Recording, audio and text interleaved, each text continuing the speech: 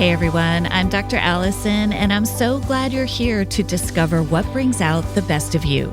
This podcast is all about breaking free from painful patterns, mending the past, and discovering our true selves in God. I can't wait to get started as we learn together how to become the best version of who we are with God's help. I'm so thrilled, Aundi, that you're here for this incredible. So there's a twofer today. That's why I wanted to have you on. This is the 2-year anniversary of this podcast. It's also my launch day for I Shouldn't Feel This Way. Yay. And for the listener, Aundi is a real friend in real life behind the scenes. And for both of my last book launches, you'll very kindly, because you know me, ask and say, what are you doing to celebrate launch day? Because putting a book into the world is hard. And I don't always celebrate very well. And so I thought about it and I said, you know what I would love is if you would come on the podcast with me to celebrate with me. And so that's why you're here. And I'm so thrilled you're here to celebrate with me today and to answer some of these questions from our listeners. Honestly, I am truly and deeply so honored to get to do this with you. I feel like it's such a privilege to get to be here with you on this day, honoring and sort of, I think of it a little bit like making sacred this day, this launch day. And I think there's so many ways you can do that. And every author is a little bit different, but what a gift to get to be with you right now and just really kind of setting aside some space to say, you know what, this is good, hard, holy work, and it deserves to be honored. I love that. And one of the things to let the listener in a little bit to our friendship is that we talk a lot about vulnerability, authenticity. How do we be authentic in this space of bringing our work into the public? And I was so interested that a lot of the questions I posted online, I said, I'm going to be interviewing Aundi Kolber. A lot of the folks who love your work, love my work. There's a lot of overlap. I said, what questions do you have for us? And it was so interesting because a lot of the questions were around questions of how do we stay authentic in an industry that can be challenging?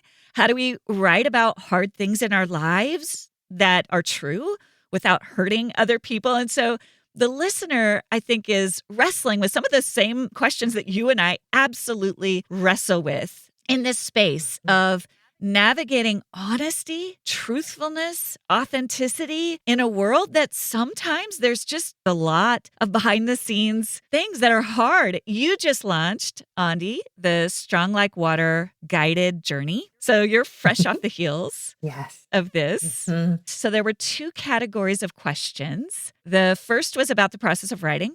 The second was interesting to me. It was around our own process and experience in therapy as therapists. I want to start with the writing. What has it been like for you to write about your story in both Try Softer, also in the companion guides? You share some vulnerable stories, and in Strong Like Water. What's it been like for you to share some of those aspects of your life publicly? Yeah, I'm excited to have this conversation with you and hear some of your thoughts too. Yeah, this has truly been quite a journey. I mean, my publishing sort of really when I started to dip my toe into publishing was back in 2018, which is wild. It feels like a long time ago now. And I think at that time, I couldn't have really conceived of what the full process would be like, and there was just no way to know. And I even then thought about what I might share, but it's hard to think about what it is like to invite strangers to know potentially really vulnerable things about your life. There's lots of different perspectives on when or how to write about your own journey. But I think for me, a lot of what I write about is things that I've often really had an opportunity to process or that I've done deep work on. I've typically done work in my own therapy. These are conversations I've had with people in real life. These are things that I've often chewed on for years. In Strong Like Water and Strong Like Water Guided Journey, I talked a lot more about my dad. Mm-hmm. And that was not that wasn't quick. For those who don't know, when I was, 23 years old, we had an intervention with my dad, and there's a lot to it. It was very painful and complicated. He was a highly abusive. But in that intervention, he essentially chose not to have a relationship with me and with my siblings. And there is a lot more to that, but it was, wow. I mean, it was like its own death, right? Like that was a death. And so I didn't even consider writing about that for over 10 years, 15 years before I even felt like I can begin talking about that. Now, I'm not saying other people have to have that journey. That was my personal experience of like, it was so tender. I mean, it was so painful. The shame that I carried, I have to tell you, and maybe some people listening know what that's like, right? Where something has happened to you, but you believe it's your own fault. You carry the shame as if you caused it. And what a deeply disorienting way to have to move through the world when you have been harmed. I think what you're saying is so important, Aundi. And again, it's going to take different nuances for different people, but I do think that there's a way in which you can write out of revenge. You can write out of anger. You can write out of trying to tackle that shame in a way that isn't the most constructive. We see it all the time. And there is something to the fact that, and these are your words, you've said, I want to work from love, not for love. And I think there's something to that that is really powerful. I just did an interview with Steve Carter, whom you also know, and he talks about in his new book, he wrote a book out of anger, a whole book related to his experience at Willow Creek that he pulled at the last minute because he didn't feel like he was writing it from the right place. And now he's got a book that is going to be healing for folks because he's done the work. And that made me think of that because I have to do my own work. But I do wonder if we might be doing, at the very least, we might be harming ourselves, let alone potentially not bringing good, deep healing work to others if we're writing about things before we fully have metabolized them ourselves. Yeah, I mean, I certainly, so one to just say, I'm with you on, I also just read Steve's newest book and just was so moved. So moved. Yes. Steve is a dear friend and so moved by his journey and his own internal work and just the humility and the vulnerability within that. And I think it's just like this beautiful testament to doing our own work and not that it's not fair in some ways. I think I want to say that because I know for so many people, the reality is that we experience harm and that is not our fault. And there's appropriate anger that needs to be felt and needs to be honored. And I think in this journey of writing, being mindful that, whether we want to bring in some IFS perspective, meaning so that we have that self-led energy, that deeper, I think, God-given wisdom that helps us say, is this in service of wholeness? Right? I think that's the question. Yeah. And so I think with my own work, that has been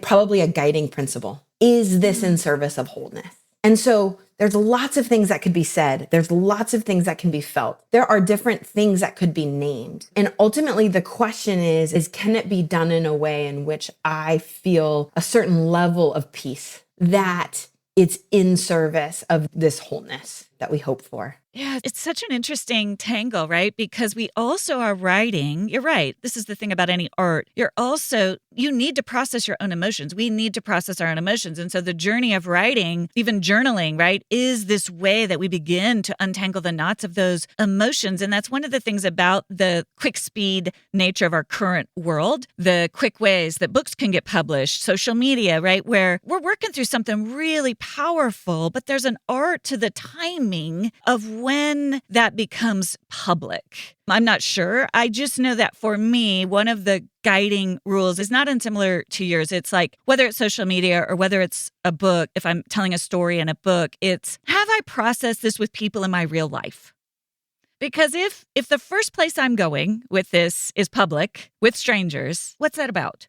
I do want to be sure that I'm processing these things with people in my real on the ground life first. That's a little bit of a rule of thumb for me. Yeah. No, I think that's one thing I always appreciate about you, I think is that I experience you as having this deep wisdom, in your writing, in your speaking, there's this grounded quality. And I know that's not because you are not a person.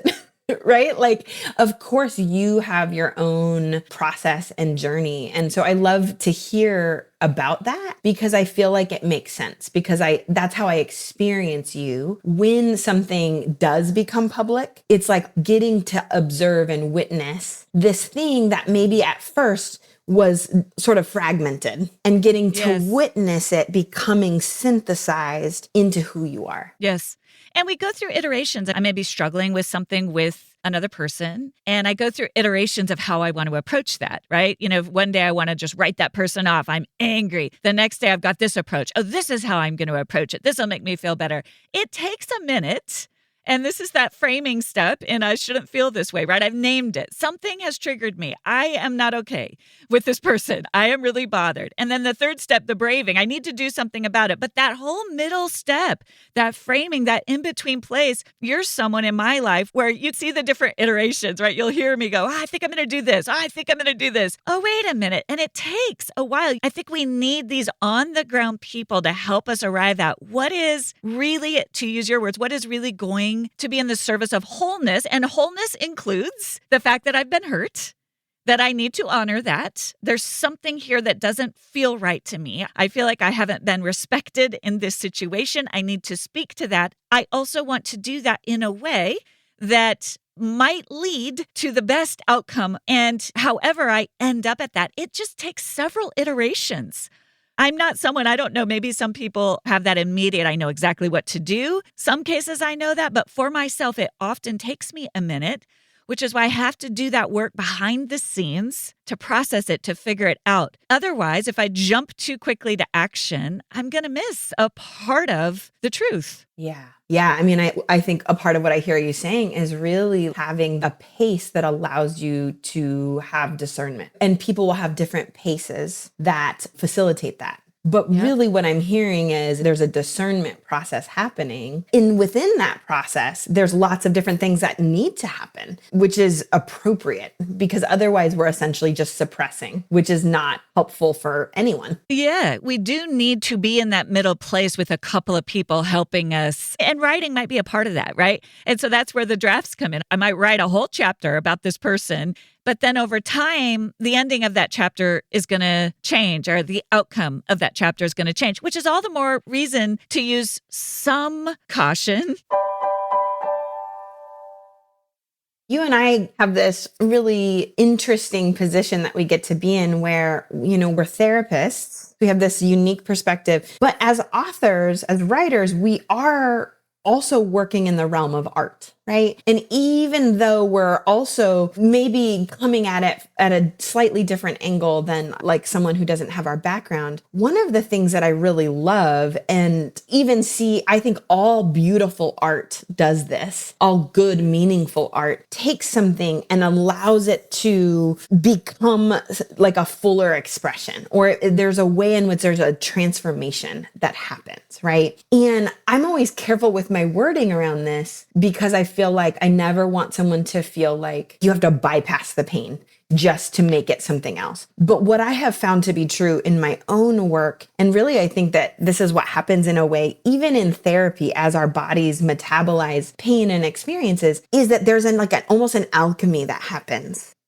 As we sit and honor the pain, as we are with the pain, as we feel the experiences, there is insights. There is a way in which there's this great quote from Susan Cain, who's the author of Bittersweet. And I put it in my most recent guided journey, but it's talking about whatever pain you can't get rid of, make it your creative offering. Yeah. Yeah. And what I love about that is there's a way in which we can begin to say that that process is a way of helping us metabolize that experience. And there's a lot of value and good to that. And in doing that, sometimes what falls away is the parts that maybe in my anger, I'm feeling dehumanizing towards the way I was harmed. But as I process, I realize, okay, that's not who I am. That's not my values. I don't do that. So I guess just to say, there's such an interesting process that comes with both the art, the feeling, the compassion I think for me, the process of writing sometimes gives me a little bit of space also to even more deeply engage in compassion towards things that have happened to me. And sometimes, like when I think about, composite stories of clients, things like that, all of that process. So that's interesting you brought that up, because I was thinking about, well, two things that made me think of. I think that's where drafts are really helpful in the writing process. I also had a conversation with J.S. Park about his new book, As Long as It Takes. And he talked about how his first draft was really hard. There was very little hope in it. And his editor, said, gosh, this might be a little hard on the reader. And he realized, oh, I need to go back in. And maybe that was how he was, maybe there was a catharsis perhaps for him in just laying out all those stories without needing to create a happy ending. And so in that second draft, he's staying true to himself, but he talked about this, but he's also trying to bring a little bit more of that chaplain side of him to it. And I really related to that. When I write, a lot of that first draft is pretty raw. I bring a lot more of my emotion into it. And then that second draft, I begin to untangle the knots a little bit about bringing the reader into it. What's going to serve the reader here? What's going to serve the listener? Sometimes same with a podcast. I'll kind of come back, and there's something to that second draft or that third draft. And I'm thinking about even the truth, right? The truth is complex. There's truth in that first draft, in that raw, angry. There's truth in that. And then that second draft is bringing another perspective to it, another person into it. There's also truth in that. And so it makes me think about the fact that you're trying to be mindful of the different parts of us. We're trying to be mindful of the different settings. When I'm with my best friend or my husband in private, there's a different way that I'm going to show up versus when I am trying to create art for the benefit of other people. And there's truth in all those different iterations. And to me, that's what is really powerful about the process of writing. The art of it is there's a beauty for me in kind of forcing myself to honor, the phrase that I like to use, to honor the different truth pieces. This is true. This angry, raw part of this is true. And then allowing myself to go into maybe the ethereal, the part of me that I used to always spiritually bypass myself, but that now can go, there is another perspective on this. That's also true, but that doesn't take away from this other truth. I don't know. For me, the process of writing has allowed me to play with a lot of those different parts of myself in a way that's really cathartic. Mm-hmm. One question I have for you is what have you noticed, just as we're celebrating the launch day of this newest book, what has felt different for you or has changed or has adapted or evolved in your own writing journey? Because you were probably writing Boundaries for Your Soul with Kimberly. Was that 2017 or 2016? Yeah. Okay. Both. Yeah. So I'm curious for you, what have you noticed about your process, or where have you adapted, or where has that felt like change or growth? So I'm going to answer this and then I want you to answer it. That's a great question. So I still had I remember Kim and I would talk about, because we talked about our parts a lot, writing that book, a part of me that is a part of me I call my observer part, that's always observing the lives of other people and very disconnected from myself. And so that part of me was very present because that I had this outlet. I was like, I can write out all of these observations, but I can still stay sort of disconnected from myself. It's also the therapist part of me.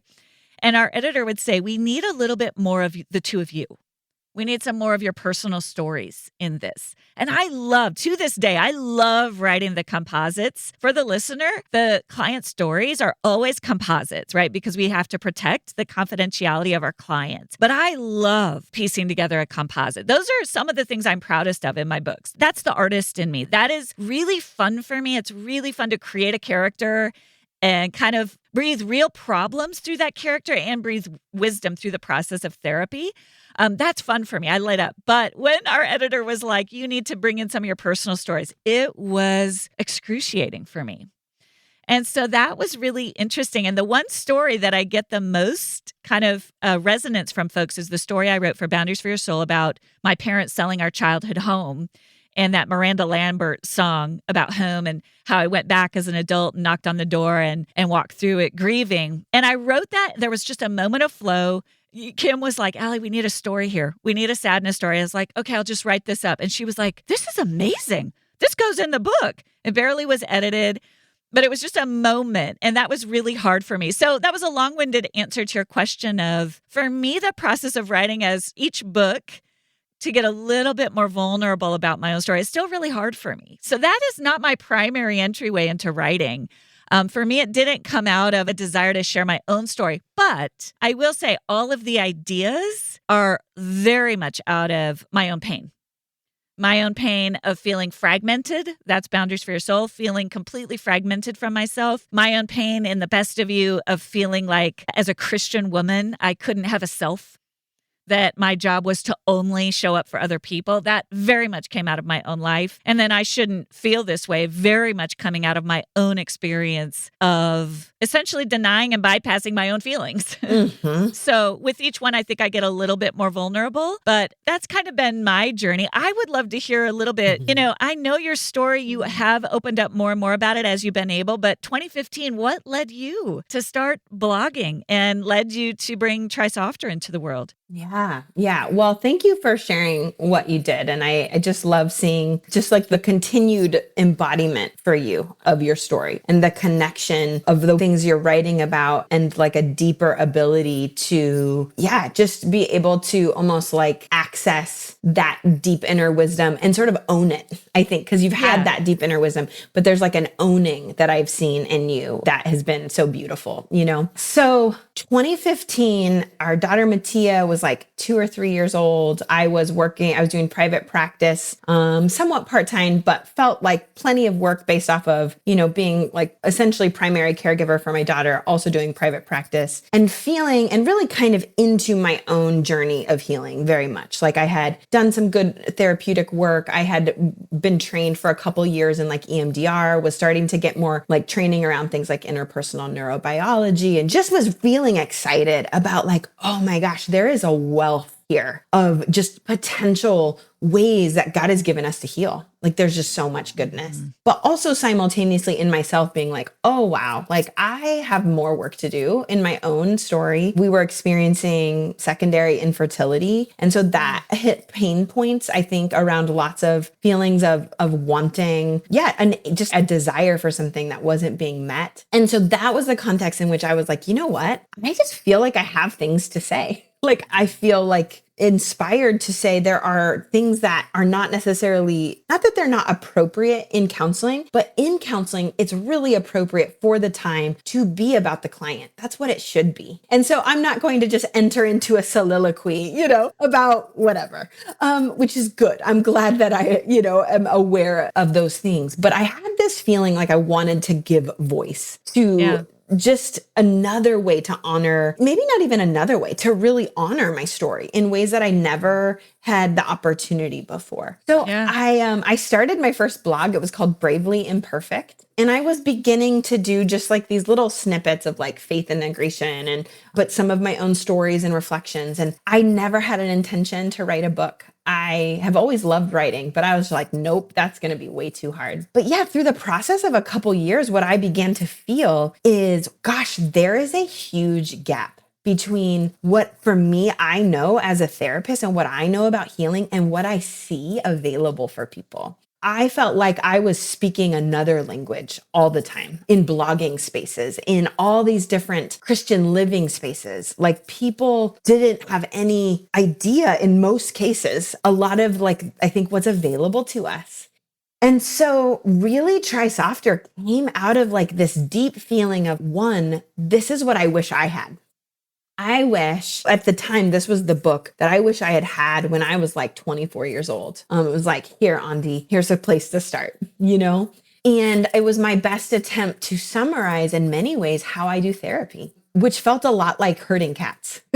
Yeah. Because I am a very integrative therapist. I love, you and I think, have this in common. I think we both get this thrill from seeing how things connect. Like how when one thing is true and you see it where it's true in this other place and you're like, and they fit together like a puzzle. And there's something about that. My brain really works that way. And that's a lot of how I think about the work that I do therapeutically, but also personally. I think in faith, I'm always thinking about like, oh, this connects to this. And so Try Softer was this, I mean, it took a while. Like I went through quite an editing process. I was literally writing the first draft at nap time for my son, Jude. We did eventually have another kiddo, but I was literally writing it in these little tiny like pockets of time. And thankfully I had a great editor that helped me to just kind of get some clarity, I think, around the structure. And once I got that, I think that it helped me. Yeah, it was a lot of hard work around how do I continue to bring voice to these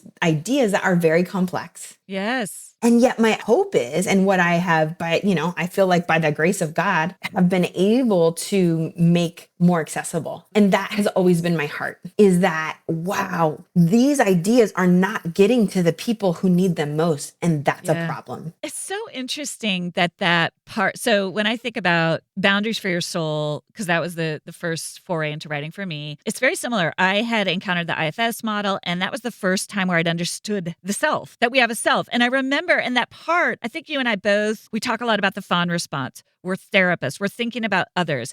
That drive, like people need to know this. People don't understand that it's okay. You have a self inside of you. You cannot just orient to other people. God works through the self inside of you. That was so mind-blowing to me, that the driver to get that out to other people was really what led the way. And that makes so much sense for me. I think when you and I both look back now, I can see more clearly, oh, I needed. That was for me. But the way my brain is wired, I was connecting the dots for everybody around me in some ways before I was even fully aware of what I was connecting to in myself. And I think that's a beautiful part of the circular nature of healing. But I love hearing that, just that drive. I'm seeing things that I know people aren't talking about and they need. It's a really powerful drive to feel that need to get this stuff out there. Yeah. Well, I think that's something I've always appreciated about you and appreciated about your writing. And I think we have in common around saying like these ideas or these concepts are great. These theoretical things, these very academic ideas, they're good and that's valuable. And if the everyday person who needs that information, which counseling is already it can be very unaffordable for a lot of people. There's not always enough folks who can meet the needs of those who want to have counseling, that kind of thing, where it's the hope that let's see if we can build more resources in so that it doesn't do away with things like counseling. It doesn't do away with community. It doesn't do away with God or with church. It says sometimes part of that process is we need to have a framework, a cognitive understanding of it's a map, right? Like here are some thoughts on how you could do this or where you can explore. And so I think that desire to make it accessible. But the irony, and I'm resonating with this from you, is that the irony is, and this is what I have found, is everything I write about, I almost always am invited to embody more deeply. Yeah, I know.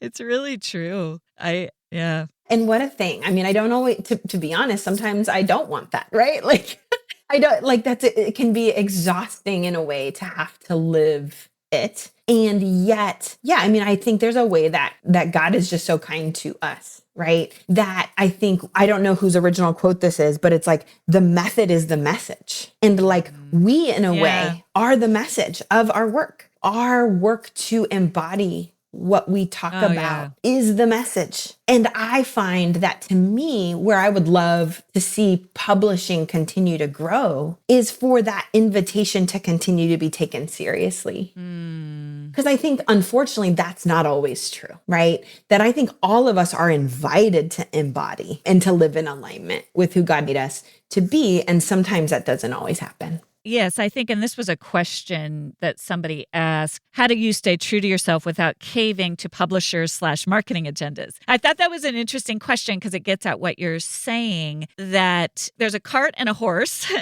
and the horse needs to be our own embodied wisdom that is very much in process. Like you and I are both saying, I look back over my books and I'm like, yeah, I was fragmented. That was Boundaries for Your Soul. I was working through my own inner fragmentation. I didn't have good access to the self. That's always a struggle for me. And I'm not great at naming my emotions and really honoring them, right? So I see my own journey through the books that I've written. And also, simultaneously, my ability to name that shows how much I have worked in learning about those things. We often teach about the things that are the hardest for us, right? So that's true. So that's the horse, this body of work. And then the cart is, I think what happens sometimes, and again, I kind of blame the quick fix nature of our culture. We want everything super fast, is the cart of what's going to sell, what's going to feed the beast, what's going to, be popular or trendy can get in front of the horse. And I see that. And I guess I should say, and I'm curious if you do, I think the best way for me is to just stay really focused on my own, what I know to be healthy in my own life. Sometimes I will feel like, man, if I would just go with what I know is going to trend, or I might get more sales or more followers, I work against that in myself to think always of what is going to serve God's work of healing in myself and others. It very much might be in myself. So if I'm going to share about something that's still really fresh for me, is this serving healing in myself or others? Yeah, I think those are muscles that we're constantly strengthening. I guess I'm curious, Aundi, for you, how do you stay true to your own inner wisdom, your own conviction in a culture, both the publishing industry and social media, that there could be pressure? If you would go this route, you might get a lot of attention or fast track something that you don't feel like is ready for that. Yeah, I think that's a great question, and I think is a real reality in the work that we do. Because at the end of the day, there's a reality in which it is an industry, it is a business. And that doesn't mean that that's all bad to some extent, right? Like, I'm grateful that I would like to get paid to write the book. Like, I don't have the ability and the time to do everything that I do for free, right? So there's a way in which we want to be mindful. I want to be mindful to not say, to just have like this binary, because there is value. I believe there's value to what you do. There's value to what I do. And that's appropriate that people get paid for work, right? And the thing that then gets muddy is that if we lose that centered space, for example, right? Money can take the lead. What is going to sell? What is kind of like how you said, the quick fix of what will allow the market to respond to this the fastest? I think it can be easy. And I have seen at times that if something's getting attention, but maybe there's not a body of work to support what's being said there. And so what I would say for me is a really important principle, and you've already sort of named it, is this concept of working from love and not for it. And I would say, I'm certainly not perfect. I am a person. And so another thing I say a lot is stay with yourself, stay with myself. That is an invitation that I feel a lot in this work, because in a world where it's like social media moves fast, attention moves fast, we're all designed to want to belong. I think that's such an inherent need. And if we're not careful, it can sort of get used in a way almost like against us to make us do things, or maybe we choose to do things that aren't ultimately in alignment with who we are. So I think of this work very deeply as I have got to be doing my internal work. I think of it as, for me, to be creating space in my life around contemplative practices, places where, whether it's through my own therapy, whether it's through people in my life that I feel really safe with and I can have very honest conversations with. Because what tends to happen in those spaces, and this is, I think, the grace of God, the truest truth tends to rise up. The truest truth about what I really think, how something actually makes me feel, whether I feel good about doing something or I don't feel good about doing something. That happens for me in those spaces, sort of in connection with myself, in connection with others, and in connection with God. And if I don't create the space for that, it can get flipped where I'm working for love, right? Like, that's literally how I think of that work, is whether it's because you're getting paid in money or you're getting paid in attention, there's a way in which you're working for that. And to me, the only sustainable way to do really good, healthy work is to have that flip and to say, that way in which people appreciate my work, that feels great. Like when that happens, that's beautiful. I do not take that lightly. When people give me that kind of feedback, I am deeply moved by that. But I have to keep an eye on myself and make sure that I'm not doing my work. I'm not organizing myself around needing that. Because if I do that, I lose really what I think is the thing that makes the work the most potent, which is the connection to the voice and the authenticity that can only be mine. And which for you, that's what you have. It's what can only be yours. And if we lose that to the market, it might sell in a way. But for me, I'm like, it honestly makes me feel kind of sick to think about that, because I truly would rather find I would rather find different work than to be doing work that goes against that alignment with who I think God made me to be. I couldn't agree more. And I think this is a really valuable note to end on. We didn't get to the questions about therapy, so we'll have to do a part 2. I should have known you and I would get going, but I think there's something therapeutic actually in this, because we're talking about any vocation. It doesn't have to be the vocation of writing. Anything we do, whatever your vocation is, whatever makes your heart light up, has that potential, right, to become something you have some success at, and that has some potential to become corrupted, because we're human. That doesn't mean we shouldn't do it. It means, as you said, we have to really hang on to yourselves. I see so much growth, and I've told you this, in how I am internally through this book launch than how I have been in the past, because I'm so much more aware of that bigger picture. Yes, is it nice when our books do well, when people respond to our work? Yes, like you, I receive that. That means so much to me. And also, I'm so aware that there's so much more to what matters about this work, and to aligning with what I believe is God's heart for healing and playing my role in that. What's my role in being a part of bringing more of God's healing into the world is so much more important to me. Now, listen, I'm human. There are parts of me that are like, dang, why do those folks over there get lots and lots of, Sure. Do I feel that? Yes.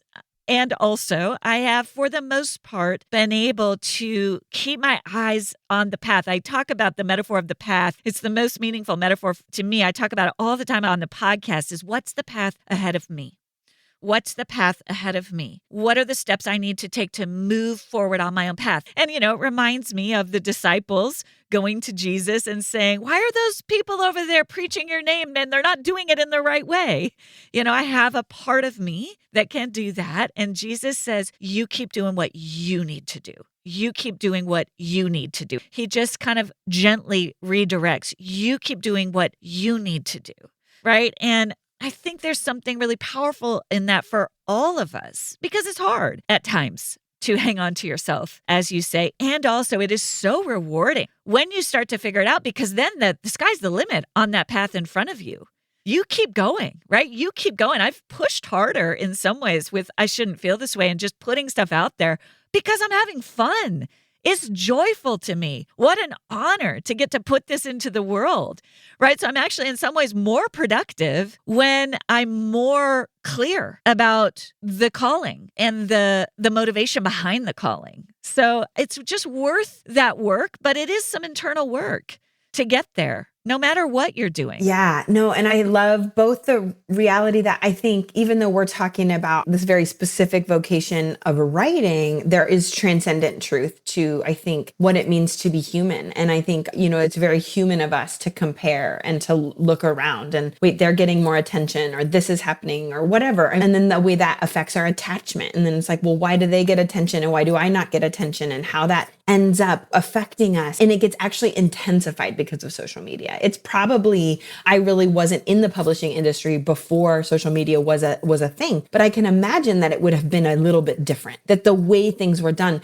But social media, in a way, sort of makes you feel like you're all in the same room. And there's a way in which it's not that that's bad, but I think there is a way in which it's important anytime we're in any type of leadership role, which if we're going to put something into the world, there's a way in which that's a leadership, right? Whether you call it that or not, it just is. And that's why it's essential that we do our own work. That's why it's essential that if we know we're going to be influencing someone in any way, that we are taking that time, just like we talked about at that beginning, almost like to take a second look, right? The second draft, the second checking in with people around us. Our mutual friend, Chuck DeGroat, talks about like, how do you experience me? Right? These different ways of it's not, we don't want to lose ourselves being aware of other people, but we also don't want to not care how we affect other people. And it's this dance of the both and of loving your neighbor as yourself. And it is essential that it includes ourselves, right? Like just like you and I have talked about that. But yeah, just this deep work, it matters so much. And I find it to be a very human experience. To know what it's like. I love your metaphor of the path, to honor that we each have a journey and we have a path. And if somebody touches on our pain points, to learn how to honor that. And then a really healing practice for me lately is to almost visualize giving it back. Like when I'm carrying something on my journey that's not mine to carry, like to offer that back. And in a way, it's like getting back on my own path, you know? There's a humility in honoring that neither you nor I take that lightly. We don't do it perfectly. But behind the scenes, there is this very real, we are trying to work things out that we teach about all the time. And you can bump into folks who aren't doing that work. And it's disheartening. It can be devastating. And that's another very real aspect of this journey, is not growing cynical, because there are folks who are doing the work behind the scenes. And then there are folks who aren't. I do want you as the listener to know that you're not wrong to try to be discerning about the people who you follow. Just because somebody has a platform or has sold a lot of books or who is a leader doesn't always mean that what is out in the world is what you see behind the scenes. So just to be discerning. Yes. I think there's wisdom in that. Unfortunately, especially with the Western tradition in the Christian faith, there's often been a lot of disembodiment within that, right? Yeah. And one of the things that comes with disembodiment is that we lose connection to that intuition. We lose some of our sense of that deep inner knowing that I believe God gifted us with, right? And so sometimes in our process of healing, what can happen is we've learned to have our wisdom always come from outside of us, right? Yeah. So it's like, here, I know, here, I'm the expert. I'm going to tell you what you need to do. Just listen to, just trust me, right? And this is the hard place, because it's not that we want to be cynical. It's that this is where I think about earlier in our conversation, the slowness that you named around your discernment process. That's part of really listening to that still small voice, right? Where we participate with God in listening to the deeper wisdom. And what I would love, and I would just, I think maybe join you in encouraging the listeners, is to don't be afraid to notice how you experience different things. Don't be afraid to notice that something feels unsettling. And it's not because, I want to give this disclaimer, it's not that that's like the ultimate truth. I mean, our bodies are picking up lots of information. But what I find is this happens all the time. People come out of situations, let's say, like, for example, like a high control religion experience or an abusive family or both, or these different things. And unfortunately, sometimes what can happen is they're drawn to other leaders who have a similar style. They may espouse different values, but it's the same style. And it's often because we've learned to not listen to ourselves, but instead go to someone who can just tell us what to do. And I think one of the things I've always loved about you, Alison, and I think even though we have, different styles and sometimes different like ways that we come at something, there's this honoring. There is a deep honoring of the humanity, of the imago Dei, of, I think you use the word selfhood, that is within us and that has access to a lot of really good information. And so when we think about this process, I think that's my invitation, is let us be mindful not to just give all our power away. And even sometimes it might even be like, you don't have to always agree with things that I say or things that Alison says, because that's the thing. Is that's right. A part of health, is that we can honor seeing things differently and retain the humanity of that person while still retaining our own humanity. I love it. That's such a good word. I can't thank you enough for joining me. We could go on and on and on. And I now feel as if we owe the listeners another one of these conversations about our experience in therapy. So I apologize for not getting to those questions. They wanted to know about positive and negative experiences in therapy. And I do know, Aundi, you told me in the Strong Like Water guided journey, you tell about an early experience where you went to seek help and didn't get help from that therapist. Is that right? Yeah, absolutely. And I hope, for folks who pick it up, I hope it's validating. And in a way, it probably gives perspective into why I'm so passionate about the way I do things. But we'll have to figure out another time and have another conversation about that. In the meantime, go pick that up. That is a fantastic resource. And I'm just so grateful for you. I'm grateful. Again, I don't know what I would have done these last few years without this friendship where we're just occupying such similar spaces of being therapists, of being authors, of gaining a platform, and to have you as a conversation partner through that has been gold. I'm just so grateful for you, and thank you for taking the time to do this. Absolutely. And happy launch day. I'm so proud of you, and I'm so proud to see this book going into the world. I just love you. So grateful for you. Thank you for joining me for this week's episode of The Best of You. It would mean so much if you take a moment to subscribe. You can go to Apple, Spotify, Amazon Music, or wherever you listen to podcasts and click the plus or follow button. That will ensure you don't miss an episode, and it helps get the word out to others. While you're there, I'd love it if you'd leave your 5-star review. I look forward to seeing you back here next Thursday. And remember, as you become the best of who you are, you honor God, you heal others, and you stay true to your God-given self.